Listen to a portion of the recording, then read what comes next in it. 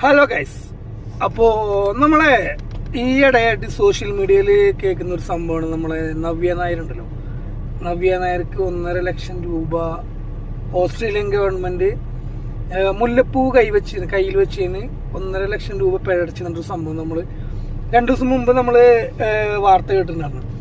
സംഭവം അത് എന്താ സംഭവം എന്ന് വെച്ചിട്ടുണ്ടെങ്കിൽ ഞാൻ പറയാം.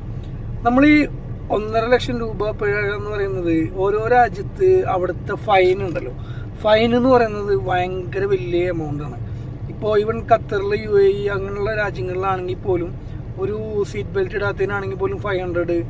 അതുപോലെ നമ്മൾ പുറത്ത് തുപ്പിക്കഴിഞ്ഞ് കഴിഞ്ഞാൽ, റോട്ടിൽ തുപ്പിക്കഴിഞ്ഞ് കഴിഞ്ഞാൽ 300 റിയാൽ, ഒരു 6000-8000 രൂപ ഫൈൻ വരുന്ന രാജ്യങ്ങളുണ്ട് അതൊക്കെ. അപ്പം അങ്ങനത്തെ രാജ്യങ്ങളിലേക്ക് നമ്മൾ യാത്ര ചെയ്യുമ്പോൾ നമ്മൾ ആ രാജ്യത്തേക്ക് കൊണ്ടുപോകാൻ അനുവദനീയമല്ലാത്ത ചില സാധനങ്ങളുണ്ട്. അപ്പോൾ നമ്മളെല്ലാവരും മൈൻഡിൽ നമുക്കുള്ള കാര്യം എന്ന് വെച്ചിട്ടുണ്ടെങ്കിൽ, നമ്മൾ എയർപോർട്ടിൽ ചെന്ന് കഴിഞ്ഞാൽ അവിടെ ബോർഡിങ് എടുക്കുന്ന സ്ഥലം ഉണ്ടല്ലോ, അവിടെ ചെന്ന് കഴിഞ്ഞാൽ അവർ നമ്മളോട് ചോദിക്കും കത്തി, കടാര, കുപ്പി, ബോംബ് സാധനങ്ങളൊക്കെ ഉണ്ടോ എന്ന് ചോദിക്കില്ലേ. അപ്പം അങ്ങനത്തെ സംഭവങ്ങൾ മാത്രമല്ല ശരിക്കും അവിടെയുള്ള സാധനങ്ങൾ എന്ന് പറയുന്നത്.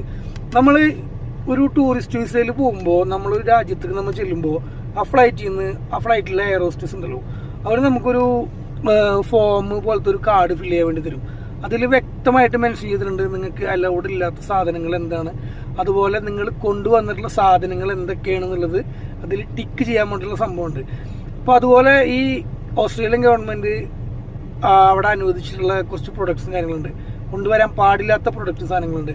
അതിൽ പെട്ടതാണ് പ്ലാന്റുകളുണ്ടല്ലോ, ചെടികൾ, അതുപോലെ പൂവുകൾ, അതുപോലെ നമ്മൾ കൊണ്ടുവരുന്ന വിത്തുകളില്ലേ, ചെടി കായ്ക്കാൻ ഉപയോഗിക്കുന്ന വിത്തുകളില്ലേ, ആ വിത്തുകൾ, കോഴിമുട്ട അത് കൊണ്ടുവരാൻ പാടില്ല. വിരിക്കാൻ കൊണ്ട് കുട്ടികളൊക്കെ മറ്റേ ഈ പ്രാവിൻ്റെ കോഴിയുടെ ഒക്കെ മുട്ട കൊണ്ടുപോകും നമ്മൾ, അത് കൊണ്ടുപോകാൻ പാടില്ല, അത് അലൗഡല്ല. അതുപോലെ ഒരുപാട് സംഭവങ്ങളുണ്ട്, പെറ്റ്സുകൾക്ക് തിന്നുന്ന ഭക്ഷണ സാധനങ്ങളൊക്കെ. ഇത് കൊണ്ടുപോയാൽ തന്നെ നമ്മൾ എന്ത് ചെയ്യണം, നമ്മൾ അവിടെ മാർക്ക് ചെയ്യണം. ഇതിൽ ടിക്ക് ചെയ്ത് കഴിഞ്ഞാൽ പുറത്തിറങ്ങുന്ന സമയത്ത് അവിടുത്തെ കസ്റ്റംസ് ചെക്ക് ചെയ്തിട്ട് ഓക്കെ ആണെങ്കിൽ നമ്മളെ പുറത്തു വിടും.